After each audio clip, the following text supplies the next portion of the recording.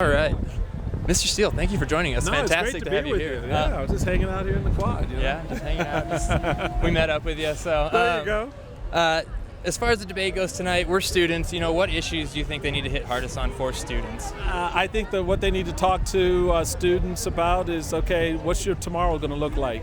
For those of you who are graduating next June, what are you walking into? These individuals, Obama and Romney, will be president some 5 or 6 months by then. What will you have done to help turn this economy around so that I can step out of graduation and into my future with a degree of certainty and hope? And I don't want hope for the sake of hope. I want to know specifically what policies. Is it Simpson-Bowles? Is it cutting taxes? Is it raising taxes? Is it reforming entitlement programs? What is your specific steps going to be to address what has now been a 4-year lag in our economy? We've been looking for specifics for a long time from both We sides. have, and tonight, look, you can't get away from it tonight because you're on a not just a national but a global stage. The country, I know there are going to be parties all over the country tonight, not in the sense that we're going to partay, but in the sense that we're going to be sitting down and watching and listening to these two men who have avoided the specifics up till now. And if they go through an hour and a half here on this campus and avoid specifics, I think they'll be held to pay with the voters over the next 3 weeks in the next 3 debates. I think the tolerance for obfuscation and letting push to the side issues will lead to some real loud noises from people saying, answer the questions. So we hope that it starts tonight. That's what we're looking for, and I'm sure that probably in their mind and their hearts they want to do it. Yeah. The question is whether their politics will allow them, and they got to get over their politics and do what we need, and that's the answer. Well, that's a good question. I mean, look, the first 15 to 20 minutes of this is all going to be about positioning. Who's going to take the first step? Who's going to strike the first blow, if you will, against their opponent? So you're going to see a little bit of that jockeying back and forth. Maybe there's an opening for a zinger or two. I hope we don't get into zinger land, where we're just sitting there waiting for that next great moment for people to whoop it up and cheer. This should be a somber, sober, and sobering debate. And so I'm hoping that they specifically will focus on, obviously, things related to the economy, things that are related to the poor in our country. Look, I'm all for, as a Republican, arguing and making the case for a rising tide lifting all boats, which is why I believe in small government, which is why I think Mitt Romney believes in small government, which is why we've advocated for trusting a free market system.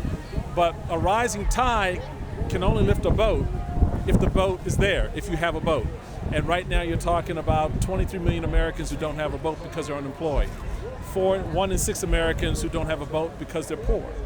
So how do you talk to them? What are you saying specifically to them to help them appreciate and realize that when I elect you president, it's the next step towards getting that boat. So when that tide of economic prosperity comes in, it doesn't just wash over those at the top.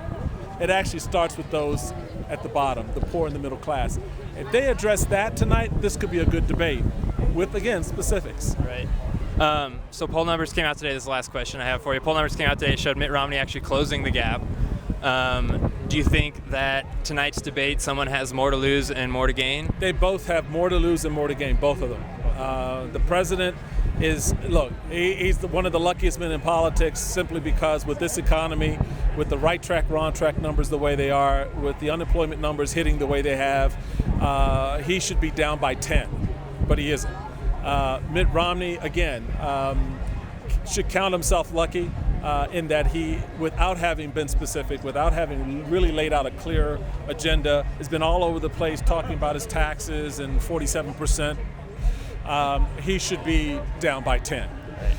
So the fact that the American people have largely made up their mind, but there's a small sliver, some 5 to 7% who have not, that are really kind of keeping the door open for both of these men, means that both of them tonight have a lot to prove and can really trip themselves up. They can really hurt themselves if they come out arrogant and haughty, if they come out with a lack of specificity and a lack of understanding of not the policy, but the people. And so we know Obama's going to be good on the rhetoric about people. Yeah. But now he's got to tie that into how come all the things that he's done, and you just can't sit there and blame the Republican Congress why certain things that you've done have not worked. What is about the policy direction you've taken that hasn't worked? If you can address that. Romney, why haven't you been more specific and told us what you're going to cut, what you're going to spend money on, what your priorities are for the poor and others? So that's, I think, going to be very interesting to see as well. Former GOP Chairman Michael Steele, thank you so much. I appreciate it. You as well. Thank you. Go Rams. Go Rams. You got it. Thank you. All right. Yes. Thank you.